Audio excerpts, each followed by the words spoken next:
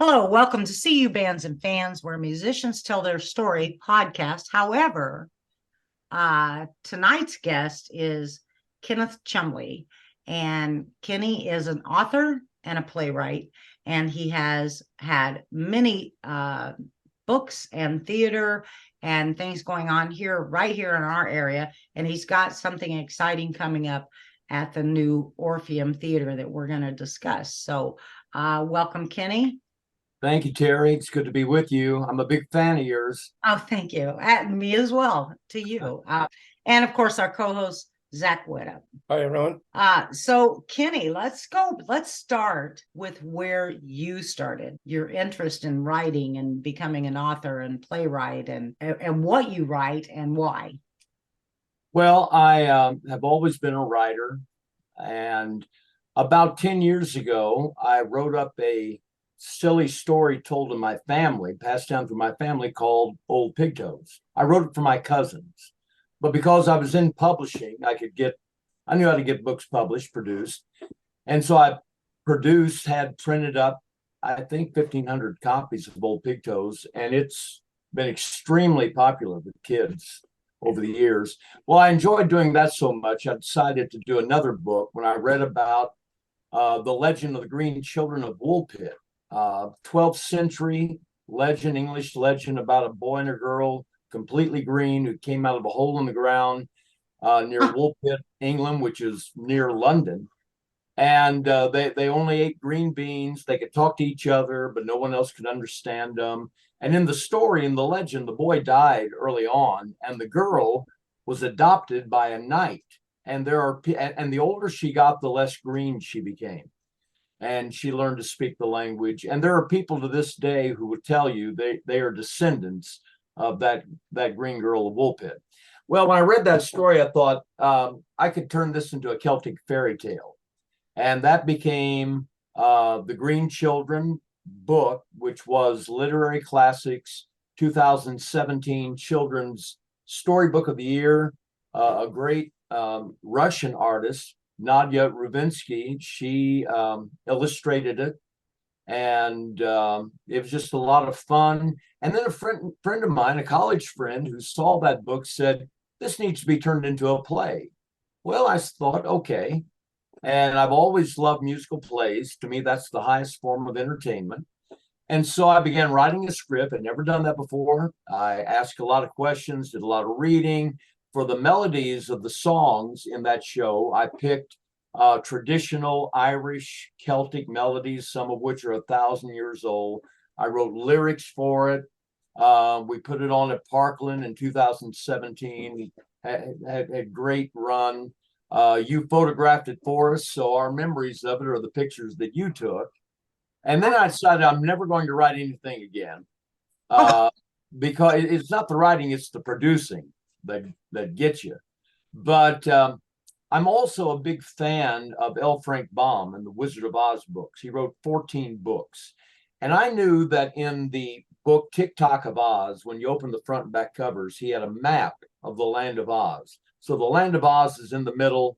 There are 4 parts: the Munchkins, the Gillikins, the Winkies, I forget the other one. Emerald City right in the middle, an impassable desert around Oz. And then around the impassable desert are these outer lands, the Gnome Kingdom, the Bobolinks. And there's a little area that he called the Kingdom of Dreams. Now, in his books, he mentioned every one of those outer lands. Baum wrote about 40 books, only 14 Oz books, but he would mention the outer lands in other fairy tales he wrote. But he never mentioned the Kingdom of Dreams. And I knew about that. And in 2020, the fall of 2020, I was going to see my brother in Iowa. I went by the Kingdom of Dreams. I'm out there in the outfield walking by the corn. I thought about those ghost players coming out of the corn. Yeah. And I thought, what if Dorothy and the lion, being mortal, had died, and only the Scarecrow and the Tin Man, being straw and metal, are still left in Oz? So that was the first thought that got me writing the script for The Kingdom of Dreams, A Tale of Oz. And we did that in 2021. That was a lot of fun at Parkland, went great. You photographed that. Every time Yes. I've done something, you've been there. And then I said, I'm never going to do this again. And I spent most of last year writing a play about Merle Travis. Now, I got to know his daughters, and I think I told you about that one. And nothing yet has happened with that. But in the meantime, I picked back up this play that I'm now calling A Goblin's Christmas Carol. Charles Dickens wrote a story when he was about 20 years old that he called The Story of the Goblins Who Stole the Sexton. Very short story. He put it in his portfolio. We're not really sure what he planned to do with it. But when he agreed to write the Pickwick Papers, the Pickwick Papers were serialized, he was required to send the magazine publishers so many chapters every month. And some months he wouldn't have all the writing done that he needed to do. So he'd pull a story that he had written for whatever reason and massage it into the Pickwick Papers. There are about 7 or 8 chapters in Pickwick that are stories that had nothing to do with Pickwick that Dickens needed because he had not written enough of the Pickwick story. And The Goblins Who Stole the Sexton is one of them. It's chapter 29 in the Pickwick Papers. Well, everybody's forgotten about the goblins. I decided a story needs to be written about the goblins. Rodney Sickler was the first guy I talked to. Rodney does Christmas Carol. I said, Rodney, there are other Dickens Christmas stories. I'm going to write one. And I started writing it. And now 6 years later, in 2019, I turned the Goblins into a radio play that I was asked to do. Right. It won several awards, national and international awards. It was a 50-minute radio play. But then I got back last year, the end of last year, to the musical stage play that I wanted to do all along. And so that's the play we're putting on November 10, 11, and 12 at the Orpheum Theater here in Champaign. And by the way, the Goblin story became the prototype for A Christmas Carol. There is no commercial property more viable than A Christmas Carol. We cannot get through December without Dickens. But the Goblin storyline was what Dickens used to write A Christmas Carol. Both stories occur on Christmas Eve. Both involve the reclamation of an angry old man. Both involve metaphysical intervention, goblins and ghosts, and both involve magical visions that are used to turn the angry guy around. Same storyline. He wrote A Christmas Carol. It's probably the most successful property in the past 150 years. Okay, so these first 5 minutes, Are we done? Have I said enough? Oh my God. I'm going, whoa. That is fantastic and so interesting. I'm totally intrigued right now. Well, people love Dickens. I mean, who doesn't love Dickens? Right. And to find a story that everybody has forgotten about, that's essentially the same themes as A Christmas Carol. I think it's got some commercial appeal.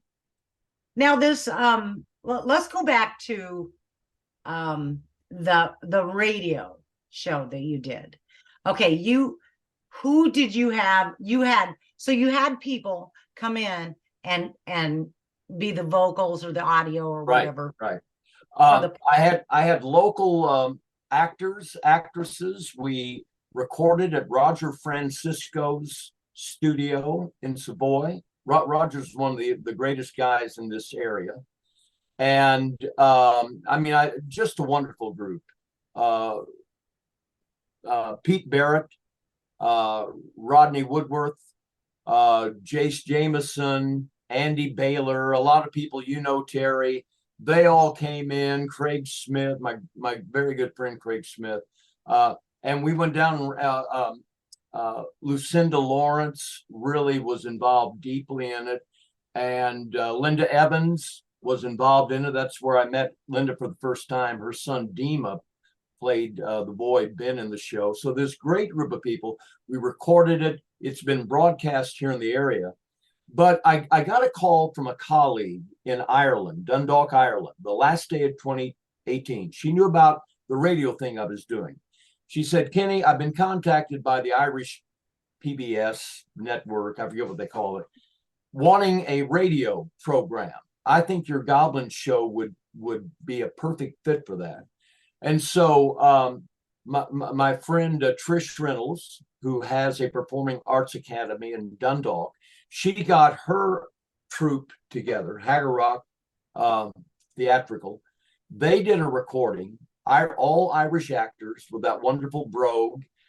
And that recording was broadcast in December 2019 over 55 stations in England, Scotland, Ireland, Northern Ireland, Canada, the US, Australia, over much of the English-speaking world. And then that recording of the Irish cast was selected by the United Kingdom International Radio Drama Festival as a 2020 selectee.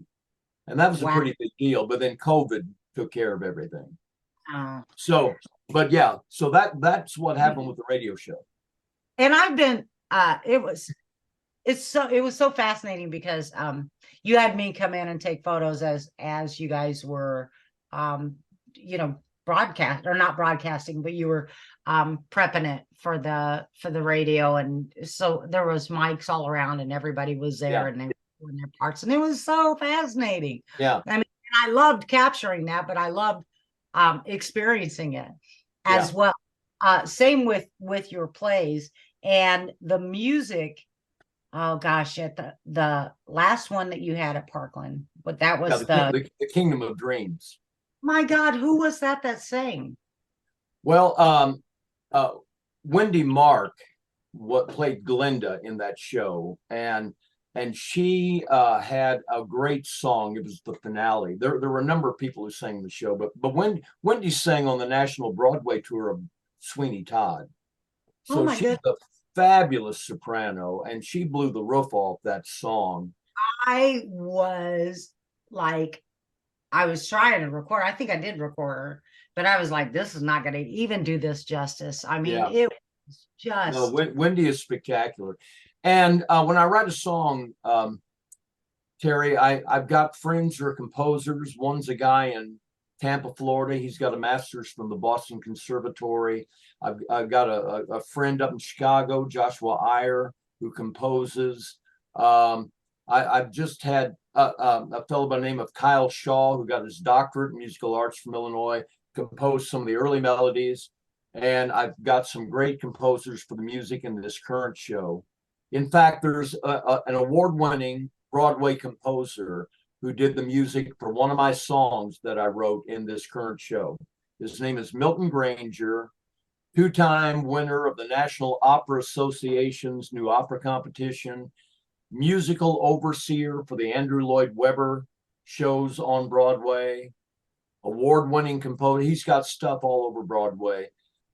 Through a friend of a friend, Barbara Hedlund, who knew Milton, she put me in touch with him, and he wrote the music for the song Christmas in the Heart, which another friend in town by the name of Michael Jones suggested I write. Michael Jones, when he retired, was the international creative designer, Europe and Asia for the Walt Disney Company. This guy knows his stuff. And he suggested that I write a standalone song, which I did. Milton Granger wrote the music. And for the first time, I'm going to break this on your show, Terry. Ricardo Herrera is going to make a cameo and sing it in the show. Oh, goodness. It's going to be a lot of fun. Ricardo's going to be a goblin. And he is going to sing this song, Christmas in the Heart, in the show. That is incredible. Yeah. Zach, you're going, right? Zach? Wake up, Zach. Depends on when it is. It's November 10, 11, 12. Friday, Saturday, What was Sunday. that? November 10, 11, 12. Okay, I should be able to make it. Yeah. Oh, you better. I'll be looking for you. You know I'm going to be there, right? Oh, you're shooting it. Are you kidding? Yeah. I'm Anybody definitely listening to this, the only person to get to photograph your events is Terry. Yeah. I love that so much because I had not photographed like a play or anything before meeting you, and I think I the didn't first know that. no. I think the first one was A Christmas Carol. Oh, was that that was the- Rodney's. That was Rodney's. Yeah.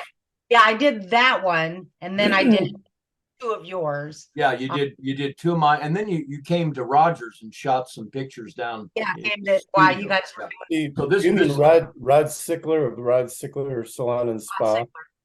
Yeah, I've never known him as Rodney. I've known him as Rod. I grew up with the Sicklers. Oh. Patty, Rodney's cousin, and I were in the same class for 12 years. We were neighbors out in the country. I walked beans for Rodney's dad, Ab Sickler, and he's just Oh. Rodney to me. Rodney said I'm the only one who calls him Rodney, but that's what I've always called him. Yeah. Yeah, and he did that A Christmas Carol. Yeah, he does a Christmas. Very good, and he's in this show. Is he in this one? He is in this show. Yeah, That's so exciting. yeah. You fans of Rodney, you've got to come out to see this. Oh, definitely. He's great in the show. Jim Whitmore's in the show. Do you know Jim? Oh yeah, yeah. Jim's in the show. Dylan Holt, Casey Long, and I'm hesitant to say anybody because I'll miss someone, but we've got a great cast. I do want to mention that the director of the show is Stephen Field. Now, Steve is retired Dean Emeritus of the College of Fine Arts at Millikan. And he is revered in this area for his goodness, for his knowledge, for his expertise. Tremendous singer in his own right. He built Millikan's Fine Arts Department into a nationally recognized program. His most well-known student that he personally taught voice to is Jodie Benson, who was Disney's Little Mermaid. And Steve just got tremendous experience. He's doing a wonderful job. Everybody loves him. So he's somebody we should know, definitely. Yeah, he is first and foremost on my list of great people around here. Okay, and I've got two questions for you. One is, you mentioned two times that you mentioned twice that you were just done doing playwrights. Like Writing plays. What was that about? Yeah. Well, you just get tired of it. The only thing I'm a perfectionist in is my writing, and I get tired of writing the same line 1,000 times to get it right. You know, so that I love writing. That's my hobby. Some guys have a bass boat. Some guys play golf. I write musical plays. That's what I have fun doing. And just the perfection that I put into that, but then also the production, to have to bring all the moving parts together to put on a show, that can take a lot out of you too. But so then I've had fun. What Terry? What draws you back then? Because I have so much fun doing it, and the wonderful people. The cast always becomes a family, and that's one of the best parts of it to me. I was just going to say that, because just watching you do this and watching you work the times that I have, you are so beloved, and just well, I'm the least qualified person in the room. I'm telling you the truth when I say that, the least talented person in the room, and it's just an honor for me to see the skill these creative people bring. There's nothing better than creating. That's probably the most divine-like thing we do when we create something. And to see these people, and you do it with your photography, and to see these people come in and bring their gifts and talents, I'm just in awe of them. And they're always 100%. And but you're so well respected by them. And you could tell it definitely develops into this family. Yeah, and that's the best part. The love that inheres in the group, that's the best part of it to me.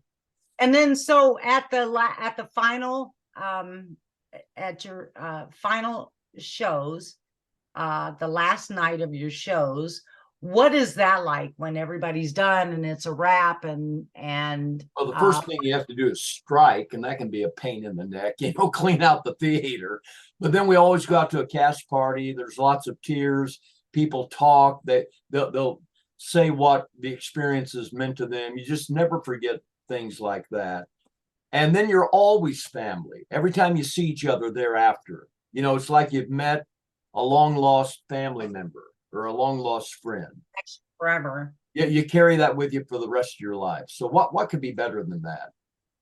And okay, so then the other question I had for you was because you had sent me a little bit of the play that you were doing, that you mentioned that you wrote some songs to. Gosh darn it, I'm trying to think. It's the one, not the Merle Travis. Yeah, that one. Yeah, I read a Merle Travis biography. I edited a Merle Travis biography almost 2 years ago, and I loved it so much. Merle Travis is one of the true giants of country music. He's considered the father of the thumb-picking style. He was taught to play the guitar by the Everly Brothers' father, and he just developed that style that everybody loves. He wrote 16 Tons that saved Capitol Records from bankruptcy in the early 50s.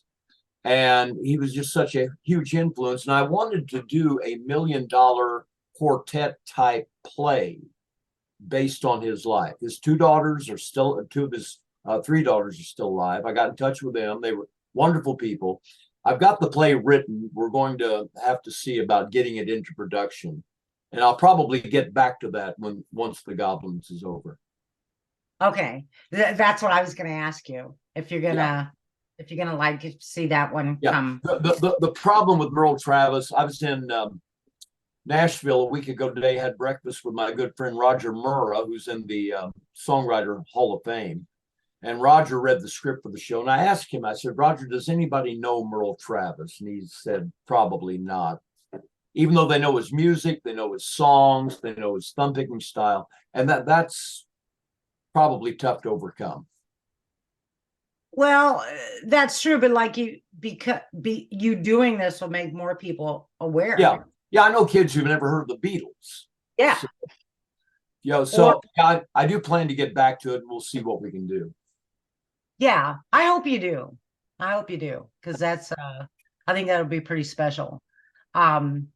Like all of really, I'm so glad that you agreed to do this podcast. I'm already going like just oh my God, we got to talk about the Orpheum. Yes, and the Orpheum, so that closed. Am I correct? Did that it used to be the Children's Theater or something? Yeah. The Orpheum was built in 1914. You know Doug Pugh? Yes, Dougie Pugh, yes. Dougie is a walking encyclopedia on the Orpheum. There's no one in this town who loves that theater more than Doug. And he's educated all of us about it. Built in 1914 by a couple of brothers who built these huge vaudeville palaces across the country. And then they turned the Orpheum, like they did all the others, into movie theaters when the movies came along. And then that kind of the movie theaters, the big ones, kind of petered out in the 70s, 80s. And I think the Orpheum, the stage certainly became dilapidated during that time. And then the Children's Museum moved in, and they only utilized really the front part of it. And I'm not sure exactly when they moved out, but the theater was bought by some investors in Chicago. Chris Inc., who I've dealt with, is a wonderful guy. He's one of the investors. He went to school here at Illinois. I think his wife went to school here also. They have bought some properties to restore them, and they have brought that place back to its vaudeville grandeur. I mean, it is beautiful what they've done in there. And Parkland no longer will rent out their theater during the school year. So that knocked me out of going to Parkland. Virginia is way too big for me. Some of the other theaters in town were too small for what I was wanting to do. The Orpheum is perfect. And they're working hard to attract business in there. They're doing a lot of events, but they want to do more theater. We're going to be the first theatrical production in there. And we could not be happier to be in the Orpheum. You're just in awe when you walk into the theater area and look up at the ceiling and the loge boxes and everything. And people are going to have as good an experience being in that theater. It should be an historic monument or something, an historic place. But we could not be more excited to go in there. And I love that.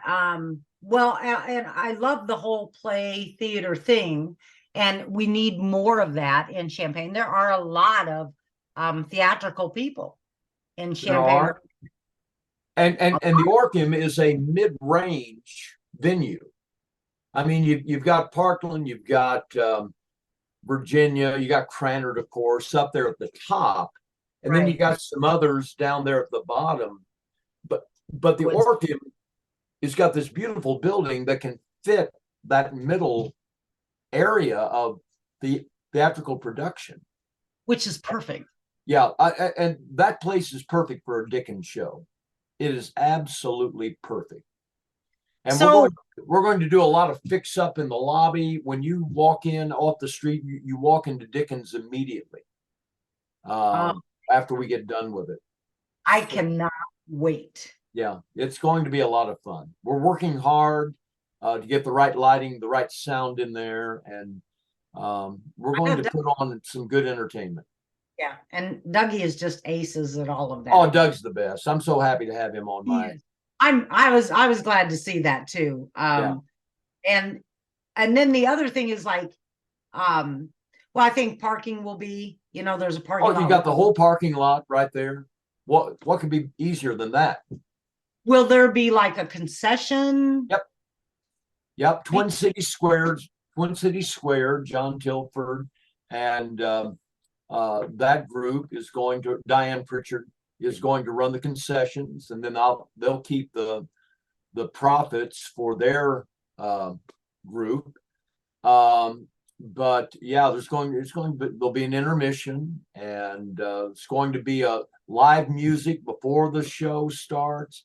I've got a great combo pianist, violinist, cellist during the show, and it's going to be a lot going on. I can't wait. I am really, really excited. Now, will you tickets will go on sale when? Tickets are on sale now. In fact, I posted on social media the link to buy the tickets. Okay. Tickets are only $10. I mean, that's almost like giving them away. That is all shows, all seats, $10. And you can go and purchase them by PayPal or by a credit card. You can pay at the door. We're going to be set up for about 200 people. We could hold a few more. I'm going to do my best to sell out every show, because this is a family show. It's Dickens. It's the prototype to A Christmas Carol. It's got original music, great acting. It's got Terry photographing it. I mean, what more could you ask for? So I'm going to grab that link, and we will have that link on the end of this podcast. We will have it with the podcast, so that people can go just click that link and be able to go right and buy a ticket.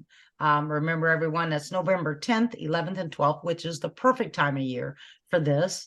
And it's very, very exciting. So you can message us, or you can message Ken. You can go to does the Orpheum have a website? They do. I don't think they have anything pertinent to the show on the website. They've been working hard to get that place up to where they want it to be, and they're continuing in that. Okay. So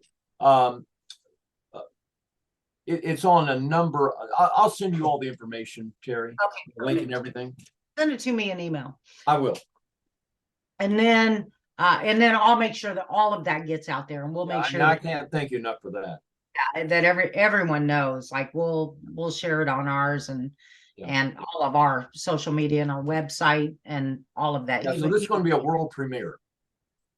Yeah, I'm really, really thrilled about this. I'm really thrilled to have another theater in Champaign that is bringing forth his music and plays, and you are you are a fantastic writer. You are a very thank you. I mean, really, I'm going to send Zach some stuff that you written, but I want that book that you wrote. Is that available on or? Yeah, they're just about sold out. I've got a copy for you. Next time I see you, I'll have it. Oh my God, thank you. I appreciate that. Yeah, I'm really intrigued by that story. Yeah. I'm going, wait a minute, let me read this right now. Well, the book's really good for propping up windows that they have a hard time staying up. So it's got lots of uses. I'll be reading it. Put it in my collection. I read very few books, but the ones that I do read are very, it's because, that I really want to, or I've chosen that for a reason. But anyway, I'm so glad that you agreed to be on our podcast. Well, thank you. This has been great. I've enjoyed it. And we're just about at 30 minutes. Yeah, we're just at 30 minutes. It's just so informative and so explosive with information. I know we're probably going to want to have you back after all of the Orpheum. Sure. After the dust settles from that a little bit, and you've gained your, yeah, that'd be fine. Got your rest back up. But the music that you have in all of your plays and everything is just, again, people, outstanding. I mean, thank you. I've got some good composers. Yeah, it's just when I write lyrics, my bar is something like "Ding Dong, the Witch is Dead." If I can write lyrics that good, I'm pretty happy with myself. But the composers write some great melodies.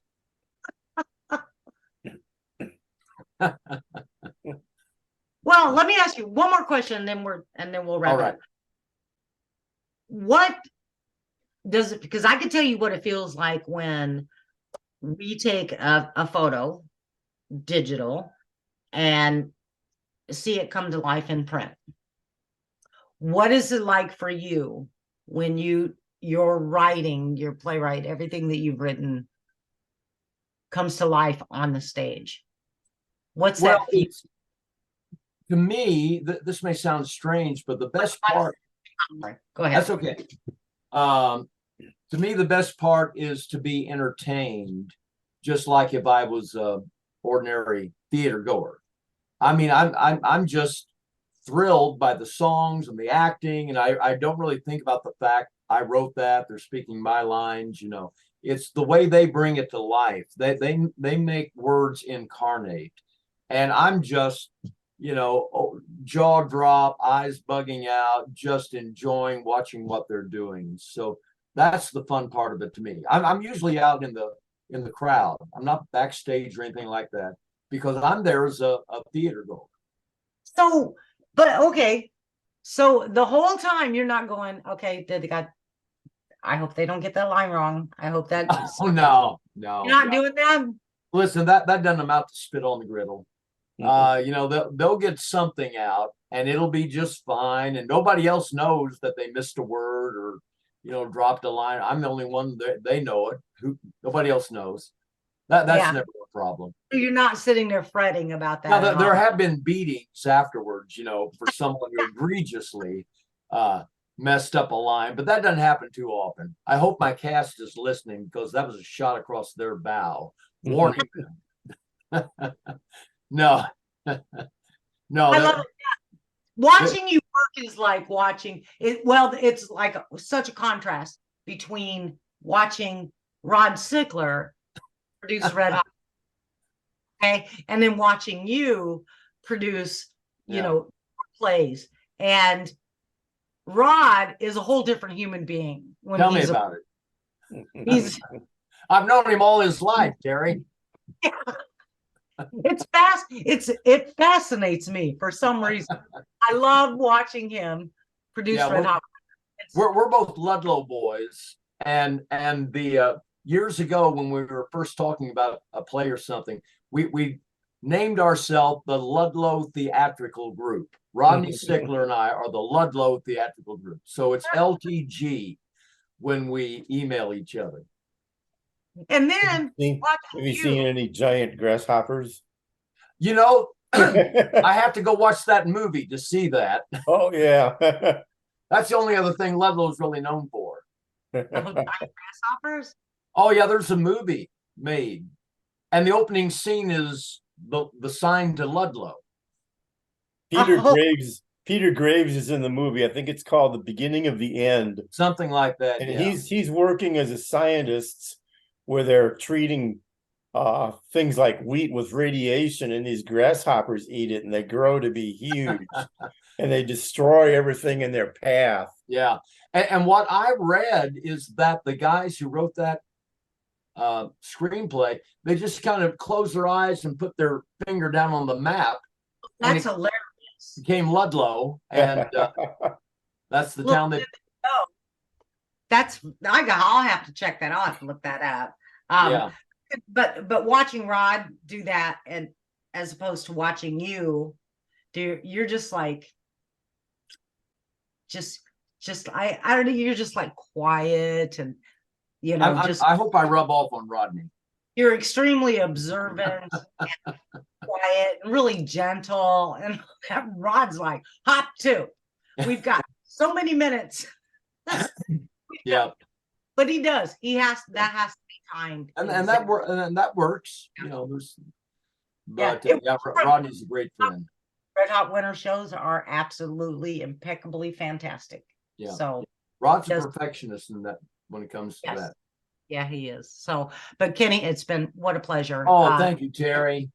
So much for being on with us, and thank you. Yeah, we'll Zach, see. If you show up, I might be able to sneak you in without paying. So be looking for me. You got 3 dates there, Zach. 10th, 11th. Yeah.